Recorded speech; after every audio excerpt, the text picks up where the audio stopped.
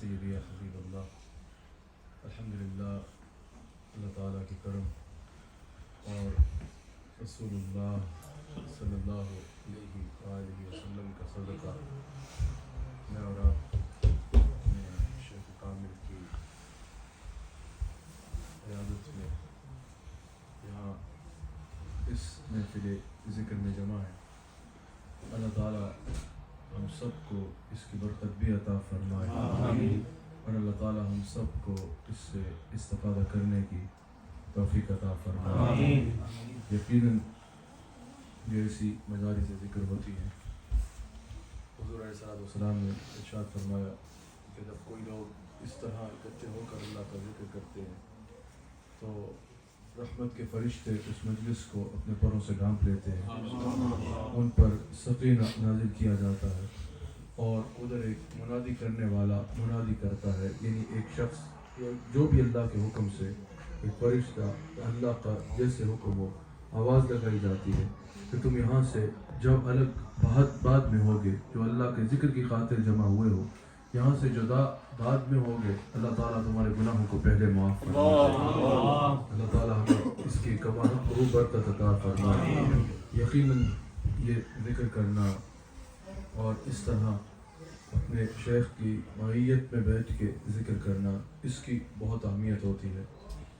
وہ بخاری کی حدیث ہے کہ ایک شخص اللہ کا ولی جنت میں جا رہا ہوگا اور وہ دیکھے گا کہ اس کے ساتھ بیٹھ کے ذکر کرنے والے, اس کے ساتھ بیٹھ کر نمازیں پڑھنے والے, اس کے ساتھ بیٹھ کر خیر کے اعمال کرنے والے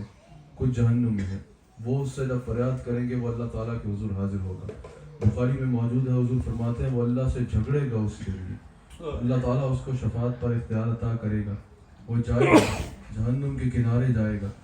جس کو دیکھے گا کہ وہ اس کے ساتھ بیٹھ کر خیر کے اعمال کرتا تھا اس کو جہنم سے نکالے گا اور جنت میں اپنے ساتھ لے جائے گا. یقیناً وجہ بخشش کے خیر کے اعمال ہی بنیں گے. اگر وہ ان کے ساتھ بیٹھتا اور اعمال صالح نہ کرتا تو یقیناً وہ اس برکت کا مستحق نہ ٹھہرتا. اگر وہ ان کے ساتھ نسبت پا لینے کے باوجود نماز میں کوتاہی کرتا, ان کے ساتھ نسبت پا لینے کے باوجود اللہ کے کو راضی کرنے کے کام نہ کرتا, ان کے ساتھ نسبت پا لینے کے باوجود جو ہے وہ اللہ کی نافرمانی میں ہی مستقل لگا رہتا, تو وہ اس برکت کا مستحق نہ ٹھہرتا اور نہ یہ برکت پا سکتا. لیکن یہاں پر سوال یہ ہے کہ وہ جب دیکھیں گے کہ میرے ساتھ نمازیں پڑھتا تھا اس کو جہنم سے نکالیں گے, اجازت ہوگی کہ جو تمہارے ساتھ بیٹھ کر ذکر کرتا تھا اس کو جہنم سے نکال لو. سوال یہ ہے کہ نماز پڑھتا تھا لیکن جہنم میں گیا,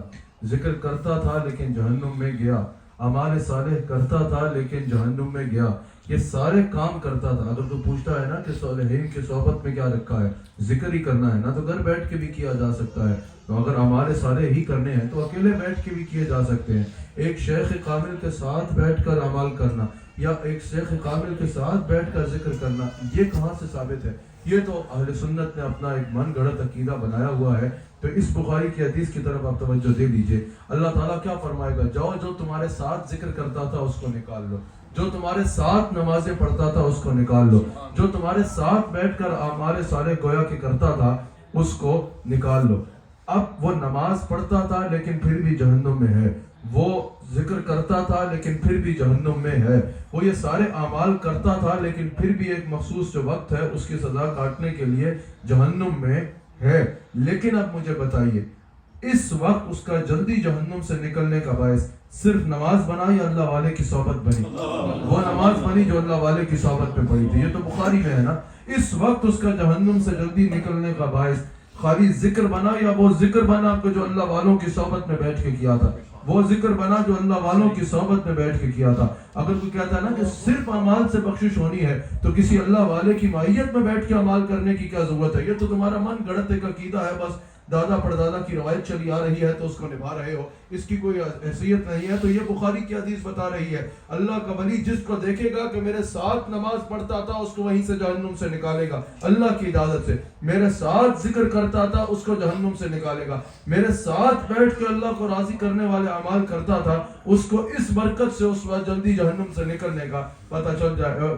مجدہ مل جائے گا. یہی وجہ ہے, ایک وجہ یہ بھی ہے جو مولانا روم نے کہا کہ یک زمانہ 100 صحبت باولیاء، ایک لمحہ بھی جو اللہ کے کسی کامل ولی کی معیت میں گزار لیا جائے، بہتر 7 سال طاعت بے ریا، وہ 100 سال کی بے ریا عبادت سے بہتر ہے۔ قلید مثنوی میں موجود ہے،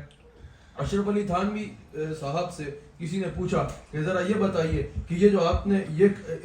مولانا روم نے یہ کہا کہ یک زمانہ صحبت با اولیاء بہتر 7 سال طاعت بے ریا، اس سے مراد کیا ہے؟ تو جواب دیا قلید مثنوی میں، جن کا میں نے نام لیا، انہوں نے جواب دیا قلید مثنوی میں کہ بات یہ ہے کہ اگر بندہ 100 سال بھی عبادت کر لے تو یہ گارنٹی نہیں ہے کہ خاتمہ ایمان پہ ہوگا، یہ گارنٹی نہیں ہے کہ ایمان پہ خاتمہ ہو جائے گا۔ 100 سال کی عبادت کے بعد شیطان ممکن ہے کہ کوئی آخر میں ایسا عمل کروا دے کہ 100 سال کی کمائی ضائع ہو جائے، وسوسہ ایسا ڈال دے کہ 100 سال کی عبادت ضائع ہو جائے، کوئی بات ایسی کروا دے کہ ایمان ہی چلا جائے، 100 سال کی عبادت ضائع ہو جائے، کوئی عمل ایسا کرا دے کہ 100 سال کی کمائی شیطان آخری لمحے پہ انسان کی زندگی کے سب کو ضائع کر دے۔ لیکن کہا کہ اگر مولانا روم کی بات کا مطلب یہ ہے انسان کسی اللہ والے کی صحبت میں ایک لمحہ بھی گزار لے گا نا، واقعتاً کسی شیخ کامل کی نظر اس کے سینے پہ پڑ گئی ہوگی، تو مولانا روم کہتے ہیں کہ دل کا دل کے ساتھ ایک خفیہ رستہ ہوتا ہے، اگر اللہ والے کچھ ارشاد نہ بھی فرمائے تو اپنی نگاہوں سے وہ نور اگلے کے دل میں اتار دیا کرتے ہیں۔ کہا کہ اگر کوئی اللہ کی کامل ولی کے ساتھ ایک لمحہ بھی گزار دے گا تو وہ اپنی نظر سے اس کے سینے پہ نور ایمان کو ایسا نقش کر دیں گے کہ پھر شیطان جتنا مرضی کھرچنا پائے وہ کھرچ نہیں پائے گا۔ اللہ والے کی صحبت کا اس کو یہ فائدہ ضرور ہوگا کہ وہ ایمان سلامت لے کے دنیا سے جائے گا۔ امام فخر الدین رازی کو دیکھ لو، اللہ اکبر، حضرت نجم الدین کبریٰ رحمۃ اللہ تعالی علیہ کے ساتھ گزارے ہوئے لمحے نے بھی آخری وقت میں کیسے مشکل کشا بنا اور مدد کرائی۔ اللہ تعالی ہم سب کو رسول اللہ صلی اللہ علیہ وآلہ وسلم کی محبت عطا فرمائے، اور اللہ تعالی ہمیں یہ نسبتیں مضبوط اور قائم رکھنے کی توفیق عطا فرمائے۔ اللہ تعالی ہم سب کو رسول اللہ علیہ السلام کے ساتھ کامل رشتہ جو ہے اس کو دنیا میں بھی اور آخرت میں بھی اللہ تعالی اس رشتے کو بحال کرے۔